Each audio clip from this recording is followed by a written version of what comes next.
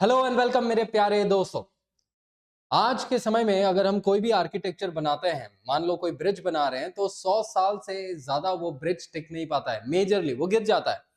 लेकिन आज से 4,500 साल पहले पुरानी बनाई गई जो आर्किटेक्चर है वो आज के भी टाइम में प्रेवालेंट है। आज के समय पे जो हम क्राफ्ट के ट्रेडिशंस बनाते हैं वो 3 से 4 सालों में सिमट के रह जाता है, लेकिन आज से 4,500 साल पहले जो चीजें बनाई गई थी वो आज के भी समय में है, 4,500 साल। तो सवाल ये उठता है कि आज के समय के लोग क्या इतने ज्यादा एडवांस नहीं है कंपेयर टू देम, और क्या वो लोग इतने ज्यादा एडवांस थे कि हमें उनसे चीजें सीखनी पड़ी, क्योंकि आज के समय पे जो भी हम डेवलपमेंट्स कर रहे हैं उसका कहीं ना कहीं बेस जो है इतिहास में, अतीत में कहीं तो भी छुपा हुआ है।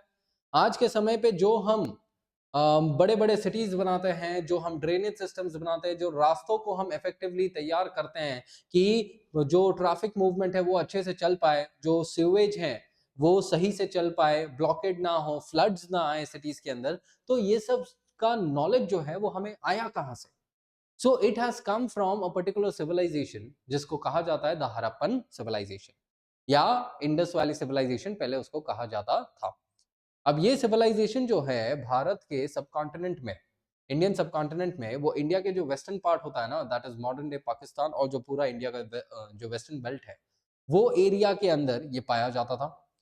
एंड ये नियरली 13 लाख स्क्वायर किलोमीटर का एरिया था, जिसके अंदर नियरली आज तक हमें अराउंड मोर देन 1000 सेटलमेंट्स हमें प्राप्त हुए हैं। और यहाँ के आर्कियोलॉजिकल फीचर्स को जब हम देखते हैं उससे हमें पता चलता है कि भाई ये जो लोग थे ना, दे वर अर्बन इन नेचर। और हमने आज के टाइम में मॉडर्न डे अर्बनाइजेशन के अंदर बहुत सारी चीजें हमने इन लोगों से अडॉप्ट करी हुई है। तो इसके लिए हमें उनके अर्बन प्लानिंग के बारे में जानना बहुत इंपॉर्टेंट हो जाता है। तो उसी अर्बन प्लानिंग के बारे में जानने से पहले साथियों, मैं आपको बताना चाहूंगा कि आपका प्यार हमारे लिए बहुत अनिवार्य है, आपका सपोर्ट हमारे लिए बहुत अनिवार्य है। इसके लिए आप हमारे चैनल को जरूर सब्सक्राइब करें, लाइक करें एंड शेयर जरूर करें। And you can also connect with us on our Instagram Veranda IAS Hindi. ठीक है, तो स्टार्ट करें। तो सबसे पहले जब मैं इनकी बात करता हूं तो आज के भी समय में अगर आप देखोगे बंबई को, बंबई के अंदर आप देखोगे कि यार एक एरिया है कोलाबा, दूसरा एरिया है पाली हिल्स, लेकिन तीसरा एरिया है धारावी। तीसरा एरिया वो जो थोड़े आउटस्कर्ट्स वाले एरियाज आ जाते हैं। मतलब हम क्या देख रहे हैं, that there is sectoral level पे डिवाइड किया गया है। मतलब शहर का एक एरिया जो है वो अमीरों का है, जो इकोनॉमिकली वेल डूइंग है, और जो दूसरा एरिया है वो थोड़े गरीबों का है, जो इकोनॉमिकली कम वेल डूइंग वाले हैं। सो क्या ये आज के समय से है क्या?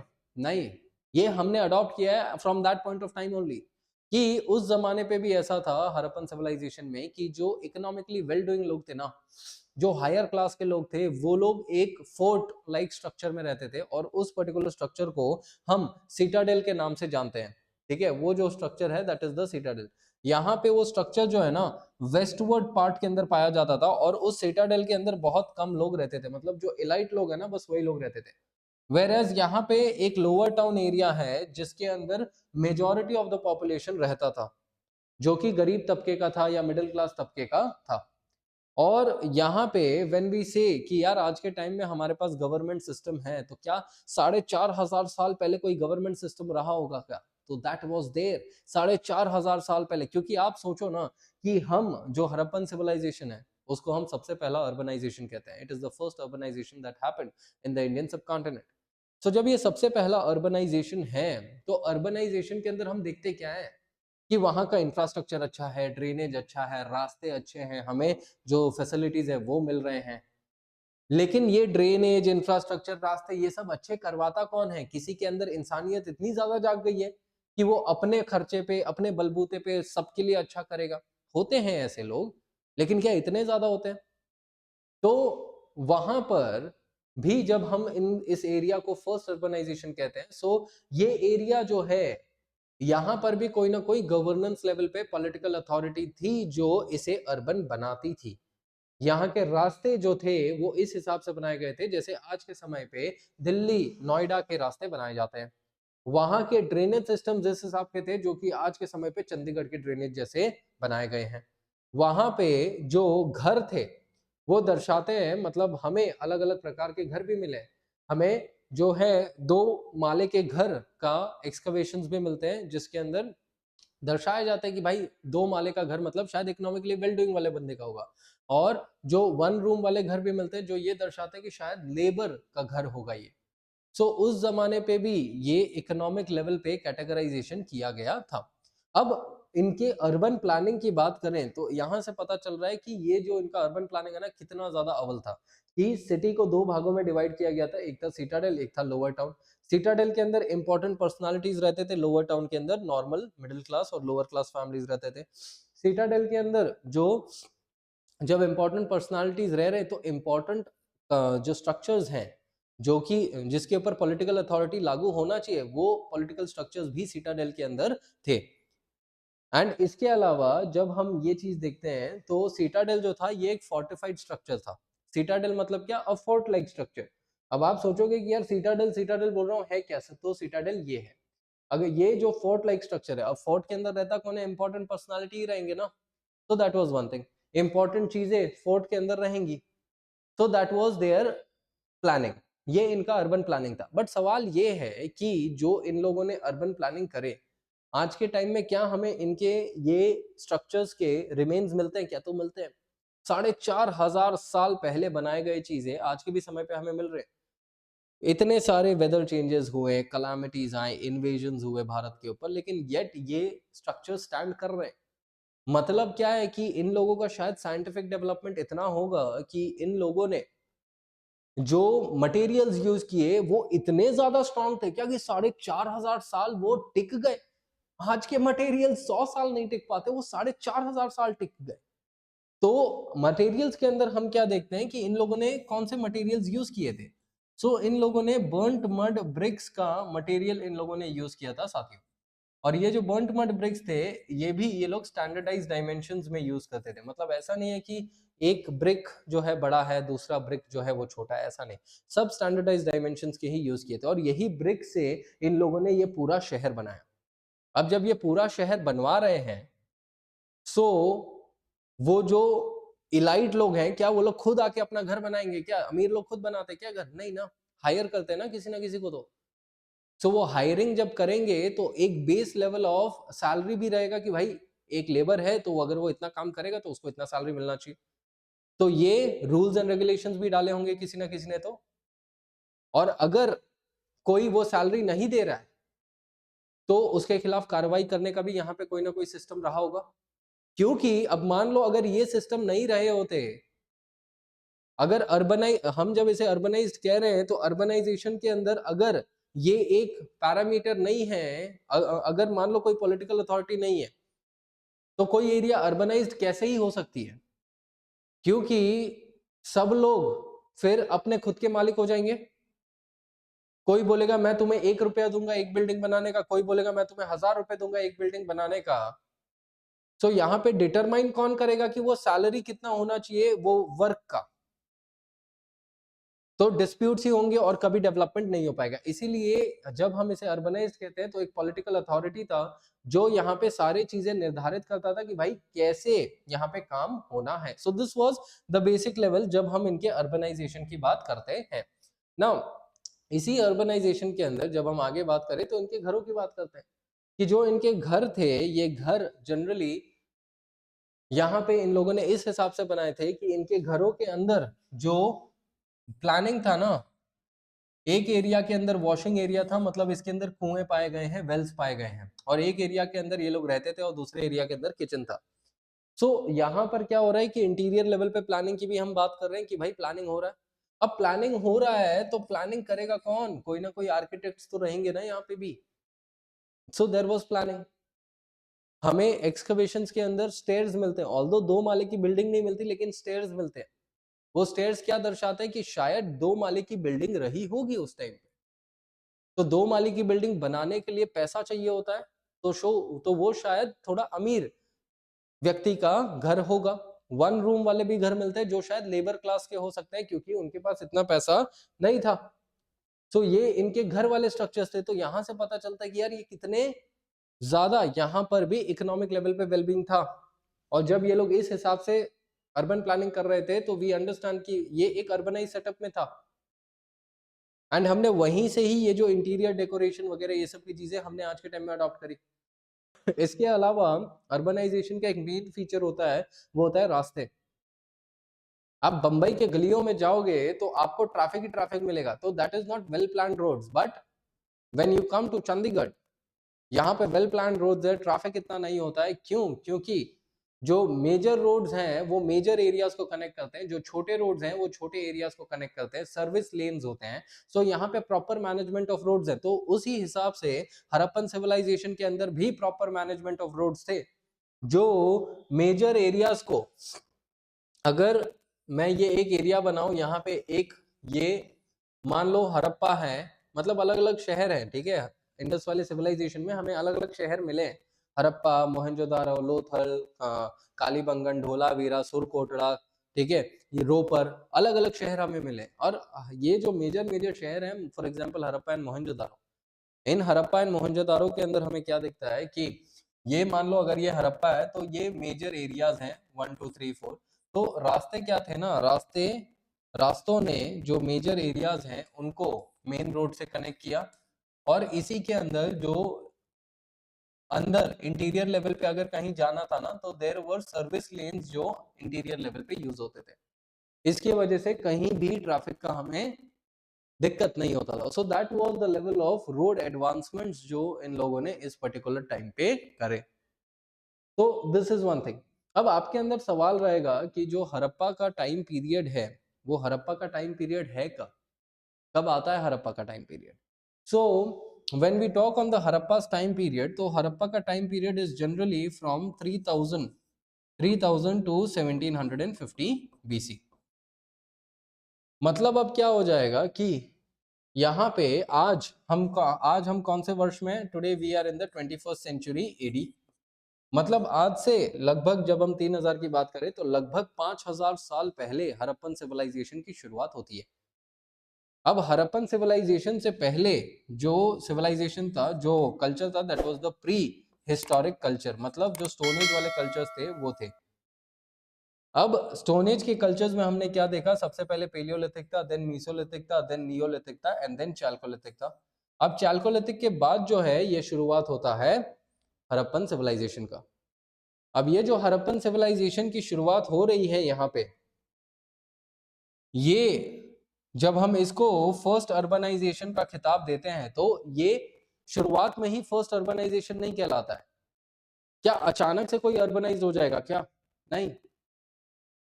तो यहां पर अर्बनाइजेशन का ये जो प्रोसेस है वो धीरे धीरे करके होते रहता है। तो what do we understand is that यहाँ पे हम इसको 4 अलग अलग भागों में डिवाइड कर सकते हैं। One is the pre Harappa, या तो अर्ली हड़प्पा आप इसको बोल सकते हो। इस पर्टिकुलर टाइम पे जो हड़प्पा है ना, वो ट्रांजिशन कर रहा था from a rural prehistoric culture to the urbanised area. फिर उसके बाद मेच्योर हड़प्पा जब आया, तब जाके यहाँ पे अर्बन कल्चर हमें देखने को मिलता है। ठीक है, प्री हड़प्पा मतलब जनरली फ्रॉम 3200 से लेके आप 2700 बीसी तक इसको ले सकते हो। जो मेच्योर हड़प्पा है आप इसको 2600 बीसी से लेके 1900 बीसी तक ले सकते हो। इस टाइम पे जब हम मेच्योर हड़प्पा की बात करते हैं, मतलब ये एक अर्बनाइज्ड सेटअप में आ चुका था, मतलब ट्रेड कर रहा है, डेवलपमेंट इन इकोनॉमी कर रहा है, एंड पॉलिटिकल स्ट्रक्चर के अंदर डेवलपमेंट कर रहा है। तो this was the mature Harappa, जहां पे मेजर लेवल ऑफ डेवलपमेंट्स यहाँ पे देखने को मिले। इसके बाद लेट हड़प्पा का फेज आता है, जो कि 1900 से लेके 1750 तक होता है। और ये टाइम पे क्या होता है कि हड़प्पा डिक्लाइनिंग स्टेज पे होता है, and finally by 1750 Harappa decline हो जाएगा। और जब हड़प्पा डिक्लाइन होगा तो इस सिविलाइजेशन के जो लोग होंगे वो दूसरे दूसरे एरियाज के अंदर माइग्रेट कर जाएंगे और वो वहां रहने लग जाएंगे। तो उन लोगों को क्या बोला गया? पोस्ट हड़प्पा। उन लोगों को पोस्ट हड़प्पा कहा गया। सो यहाँ पर जब हम इस अर्बनाइज्ड सेटअप की बात कर रहे हैं तो we are majorly going to talk on the mature Harappa, कि ये जो भी अर्बन प्लानिंग हो गया, सिटाडेल एंड लोअर टाउन हो गया, जो रास्ते हो गए, जो घर हो गए, ये सब चीजें कब डेवलप हुई? मैच्योर हड़प्पा के टाइम पीरियड में।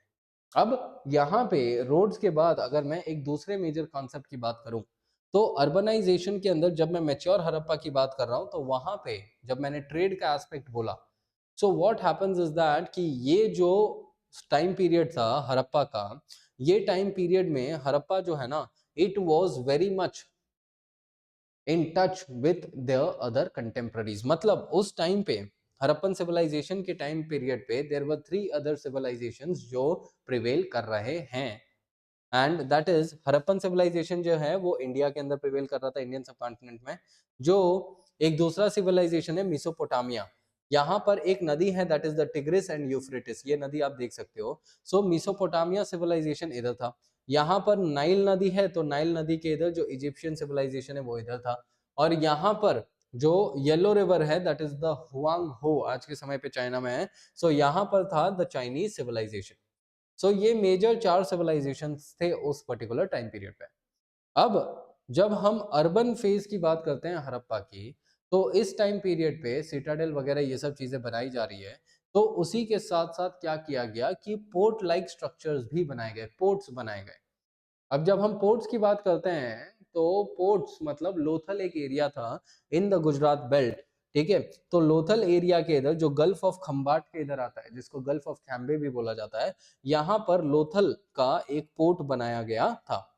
अब ये जो लोथल का पोर्ट बनाया गया, अब इसके बारे में सुनिए, बहुत रोमांचक चीजें हैं कि लोथल का ये जो पोर्ट बनाया गया, ये कहा जाता है कि यार क्या ये लोग इतने एडवांस थे क्या कि इन्होंने पोर्ट बना दिया। और पोर्ट बनाया भी तो कहाँ बनाया, साबरमती नदी के ऊपर, जो भोगावो लिमड़ी एक पर्टिकुलर लोकल नेम है, वो नदी के ऊपर इन लोगों ने पोर्ट बनाया। और ये नदी जो है अपना हमेशा कोर्स बदलते रहती है। सो मतलब did they have the knowledge of creating a port on a river that changes its course. इसके अलावा इन्होंने जो ये लोथल का पोर्ट बनाया 2500 बीसी के दरमियान, वो आज तक हमें रुइनियस कंडीशंस में पाए जाते हैं। मतलब 4500 साल पहले बनाई गई चीज आज के भी टाइम में हमें पाई जाती है, और वो भी जो पानी के अंदर बनाई गई है। आज के टाइम में आप पानी के अंदर नॉर्मल पत्थर रखो तो वो इरोड हो जाता है। तो इन लोगों ने जो चीज पानी के इधर पोर्ट के लिए बनाई थी, ठीक है, जहां पे समुंदर का जो वेव्स है वो क्रैश होता है, वो आज के टाइम में रुइनियस कंडीशंस में पाए जा रहे हैं। So what would have been the scientific level development उन लोगों का। इसके अलावा क्या बोला जाता है कि इन लोगों ने ये जो पोर्ट बनाया ना, मतलब इन्होंने लोथल के अंदर एक डॉकयार्ड बनाया। डॉकयार्ड मतलब जहां पे it is a port like thing only. Dockyard मतलब जहां पे जो बड़े बड़े शिप्स है ना वो पार्क होते हैं, हैंगर के जैसा। एयरपोर्ट के अंदर उसे हैंगर बोलते हैं, शिप्स के अंदर उसे डॉकयार्ड बोलते हैं। सो कहा जाता है कि इनका जो डॉकयार्ड था it is going to be, तो ये यहाँ पे जो है ना दरिया किनारा है, और उसके इधर थोड़ा अंदर वाले साइड पे इन लोगों ने डॉकयार्ड बनाया। अब डॉकयार्ड जब इन लोगों ने अंदर बनाया, दरिया पे नहीं बनाया, कोस्ट पे नहीं बनाया, अंदर बनाया। तो सवाल ये था कि यार जहाज जो है वो अंदर आते कैसे थे और यहां से बाहर कैसे जाते थे। तो यहाँ पे जब इस सवाल को टैकल किया जाए तो ये चीज पता चलता है, did they have the knowledge of high waves, did they have the knowledge of tides, low tide and high tide. कि हाई टाइड के टाइम पे जब पानी ऊपर आएगा तो बाहर से जो ओशन के अंदर शिप है वो शिप हाई टाइड के वजह से अंदर आ जाएगा, एंड जब लो टाइड होगा तो वो शिप बाहर चले जाएगा। So did they have the knowledge of tides, कि वो इतना अंदर उन लोगों ने पोर्ट को क्रिएट कर लिया। और इनका जो डॉकयार्ड था वो छोटा मोटा डॉकयार्ड नहीं था। It had the capability of handling 60 to 70 tons का शिप। और ऐसे एक शिप नहीं, 25 से 30 शिप एक डॉकयार्ड में खड़े हो सकते थे, 60 से 70 टन कैपेसिटी का। आप सोचो 60 से 70 टन कितना बड़ा शिप होता है। तो ये कैपेसिटी था। तो ये दर्शाता है कि ये लोग जो थे, जब 60 से 70 टन कैपेसिटी वाला शिप कितने प्रोडक्ट्स को ट्रेड करता होगा। तो यहाँ पे ये डॉकयार्ड बनाया गया तो क्या पता चलता है कि there was a shipping trade वाला एस्पेक्ट भी इनका था। शिप के माध्यम से भी ये लोग ट्रेड करते थे। तो ये लोग ट्रेड कहाँ करते थे शिप के माध्यम से? एक तो ये लोग पर्शियन गल्फ से होके मेसोपोटामिया के साथ ट्रेड करते थे जहां पे टिग्रिस यूफ्रेटिस नदी था। दूसरा, ये लोग यहाँ से रेड सी होके इजिप्शियन सिविलाइजेशन के साथ भी ट्रेड करते थे। और ये ट्रेड के हमारे पास एविडेंसेस हैं। जैसे जो मेसोपोटामिया के अंदर जो लोग रहते थे, इनके यहाँ पे जो कुछ आर्टिफैक्ट्स है वो हमें मोहनजोदारो और लोथल के अंदर पाए गए हैं। मोहनजोदारो के आर्टिफैक्ट्स है वो इनके इधर पाए गए हैं। यहाँ पे जो पर्शियन गल्फ के अंदर जो एरिया होते हैं ना, इनके आर्टिफैक्ट्स हमें यहाँ पर पाए गए हैं लोथल के अंदर। सो ये क्या दर्शाते हैं कि ये लोग कांटेक्ट में रहे थे, इसी वजह से तो उनके आर्टिफैक्ट्स हमें पाए जाते हैं। सो ये एक एविडेंस है। तो अब सवाल ये है कि क्या ये लोग सिर्फ पानी के ही माध्यम से ट्रेड करते थे क्या? नहीं, ये लोग रोड के माध्यम से भी ट्रेड करते थे, क्योंकि हमें यहाँ पे एविडेंस किस चीज का मिला है कि ये जो लोग थे, they are going to be creating bullock carts, मतलब वो जो पीछे एक कार्ट होता है ना, तो हमें उन चीजों का स्कल्पचरल एविडेंस मिलता है जो कि ये दर्शाता है कि ये लोग जो है बुलक कार्ट के माध्यम से भी ये लोग सामान को भेजते थे through the land route to the Central Asia. So ये एक another level of trading activity था। अब ट्रेड के अलावा मतलब यहां से हमें पता चलता है कि भाई ट्रेड इन लोगों ने किया, तो जब ये ट्रेड कर रहे हैं तो इनके पास वो ट्रेड की वजह से बहुत पैसा आ रहा है, और यही पैसे से इन लोगों ने क्या किया, अपना अर्बनाइजेशन किया। क्योंकि जब ये बड़े बड़े स्ट्रक्चर्स बना रहे हैं तो वो बड़े बड़े स्ट्रक्चर्स को खर्चा संभालने के लिए ज्यादा पैसा भी तो चाहिए। अगर आपके पास बंगला है, आज मान लो एंटीला जो है अंबानी जी ने बनाया है, उसका महीने का खर्चा कितना होगा, तो वो खर्चा के लिए क्या अंबानी जी अगर घर पे बैठेंगे तो चल जाएगा क्या? वो नहीं ना, वो काम कर रहे हैं ना, वो ट्रेड कर रहे हैं, बिजनेस कर रहे हैं। तो ये लोग भी बिजनेस कर रहे थे अपने अर्बनाइज्ड सेटअप को मेंटेन रखने के लिए, और उस बिजनेस के लिए इन लोगों ने ट्रेड करा। That is one thing.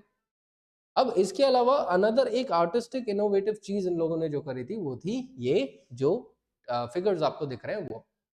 अब ये जो फिगर्स थे ना, इनको हम बोलते हैं seals. These things they were known as seals. अब seals are what, they are three dimensional things, there are three dimensional aspects, ठीक है, जिसको जिसको अलग अलग शेप्स एंड साइजेस के ऊपर बनाए जाते थे, और इसके ऊपर अलग अलग इमेजेस को इम्प्रिंट करवाया जाता था। अब इन सील्स के ऊपर क्या था ना कि there was one aspect of script. Script मतलब basically some particular writing pattern that is going to be there. अब ये जो स्क्रिप्ट्स बनाए गए थे, ये जो स्क्रिप्ट्स लिखे गए थे, आज तक हमें ये स्क्रिप्ट जो है हम इसे डिसाइफर नहीं कर पाए, मतलब हम ये समझ ही नहीं पाए हैं कि भाई ये जो चीज लिख रहे हैं अपने इन सील्स के ऊपर, उसका क्या मतलब है, हमें पता ही नहीं है। लेकिन जब हम स्क्रिप्ट के ऊपर बात करते हैं तो इनका जो स्क्रिप्ट है ना, इसको हम पिक्टोग्राफिक स्क्रिप्ट के नाम से जानते हैं। पिक्टोग्राफिक स्क्रिप्ट मतलब आज के टाइम में अगर मुझे आपसे बात करनी है तो मैं आपको बोलूंगा ABCDE, ठीक है, तो ये सिलेबस है, ये सिलेबल्स है। लेकिन पिक्टोग्राफिक स्क्रिप्ट मतलब क्या हो गया कि ये जानवर है, ये इंसान है, ये पिक्चर्स के माध्यम से लिखना। तो यहां पर अगर आप देखोगे, so here what it is being shown is that from the pictures, ठीक है, पिक्चर्स के माध्यम से यहां से दिखाया जा रहा है। ये जो आपको सिंबल्स दिख रहे हैं ना, ये कोई ना कोई पिक्चर्स है, कोई ना कोई चीजों का रिप्रेजेंटेशन है। सो इनका जो स्क्रिप्ट था it was pictographic in nature. इसके अलावा इनका एक अद्भुत तरीका था लिखने का। जब इन लोगों ने ये स्क्रिप्ट लिखे, अब स्क्रिप्ट जो थे ये शॉर्ट भी थे और लॉन्ग भी थे। जब मैं शॉर्ट की बात कर रहा हूं तो जनरली वो एक लाइन के होते थे, तो एक लाइन का स्क्रिप्ट जनरली राइट से स्टार्ट करके लेफ्ट की तरफ जाता था।